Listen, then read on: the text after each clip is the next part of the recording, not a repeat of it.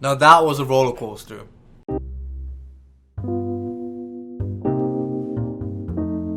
The Raptors don't make winning easy. The Raptors were up by as much as 26 points in this game.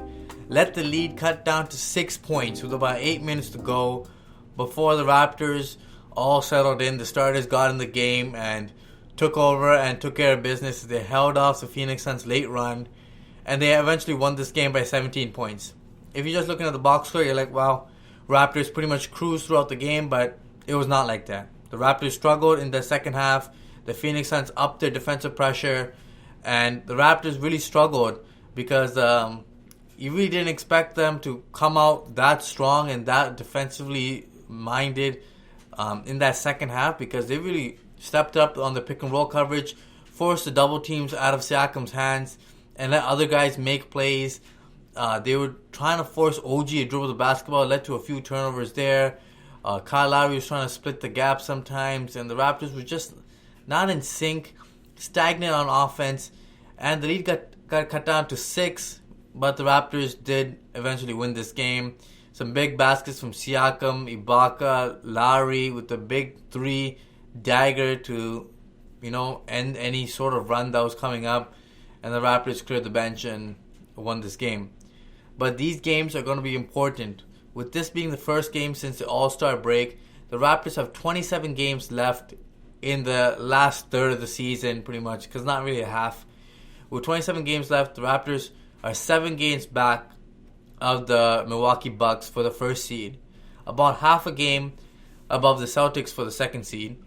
So the Raptors have 3 games left against the Bucks, so they can either climb to the first seed if they beat the Bucks all 3 games and continue on this great run that they're on and keep knocking big wins against big teams, or they could prioritize health, which they're doing a little bit because they're not allowing Marc Gasol or Norman Powell to rush back. They're allowing them to get fully healthy and then come back and, get back into a rhythm, because health is the most important thing, but you also want to stave off anybody else that's coming off aiming for that second seed. Whether the Celtics, the Sixers, the Heat, the Pacers, any of those teams, you don't want to lose that second seed, because second seed means you'll face the Bucks in the Eastern Conference Finals if you make it that far, which I expect the Raptors to do. So staying away from the Bucks as much as you can will be great in the postseason. Now, in this game, the Raptors dominated that first half, and the second half, what led to their downfall was bad shots, turnovers, and just not enough movement. Now, just to break down the game quickly, Pascal Siakam, 17 points in the first quarter, topped off by a 3-pointer at the buzzer. He had a strong first quarter, ended up with 25 in the half and 37 at the end of the game with 12 rebounds. Your MVP today. It was just unstoppable. They tried putting Mikal Bridges in the starting lineup to guard Pascal Siakam. Big mistake, as he's usually a small forward, and he couldn't stop Pascal all game long. And putting Dario Saric, who's poor defensively, wasn't going to help either. So they don't really have an option to guard Pascal Siakam. They tried putting Ayton, but Ayton's too slow. And Pascal had his way with the Phoenix defense all game long. And then they started to double team him harder in the second half. And the Raptors, other guys were just not able to score the basketball efficiently.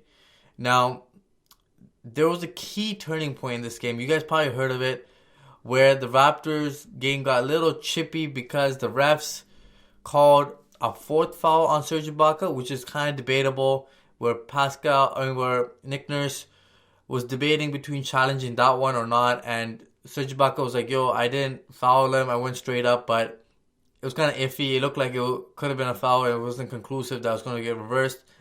But then the 5th foul happened in the third quarter as well, and that's when the screws got loose. So Serge picks up his 5th foul, though it was like touchy call, and it was like he had his forearm in along with tied up with DeAndre Ayton, but he wasn't grabbing or anything.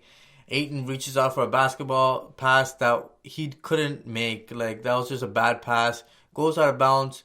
Ref sees this, and Ayton raises his hands, flails it in the air, and bam, they gave him the 5th foul.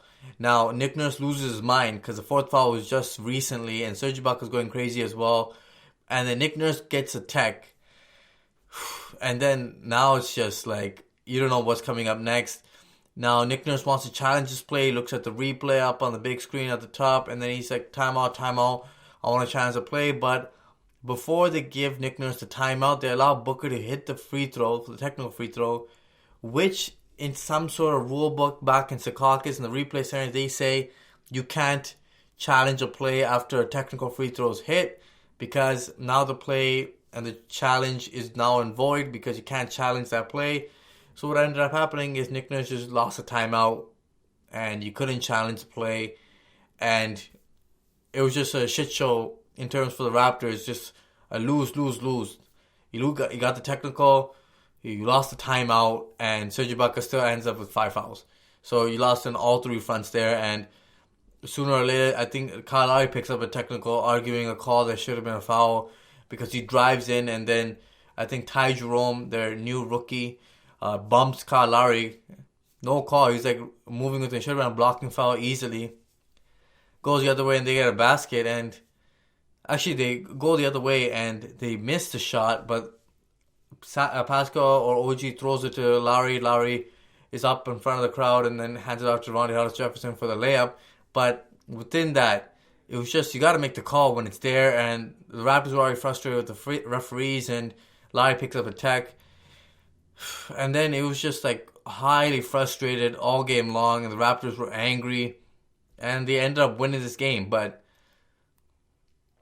it was not easy, and the refs, with that stupid rule of theirs, not allowing the challenge there, really kind of swung the game and made it a little more harder than it should have been. But you know what? You're gonna have games like this where you just don't bring your A game, and you gotta follow through in that second half. The Raptors were dominant in that first half, just couldn't follow that effort, both defensively and offensively. They got a little, lackadaisical on the offensive end, and just thought the Phoenix Suns are just going to bend over and fold. But they did not do that. Got to hand it to the Phoenix Suns with Monty Williams coaching them. Ricky Rubio was good. Devin Booker was good. Ayton was good as well. But just not enough supporting cast for the rest of those guys.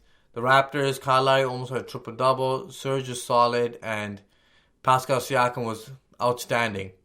Great game overall, guys. Good game overall, actually. Great first half. Poor second half, but a good close. But first win after the All-Star break. You want to get some of your jitters out of the way and get back into a rhythm. Guys, make sure you guys like, share, subscribe to the Raptors Wrap Up. Smash that like button. Until next time.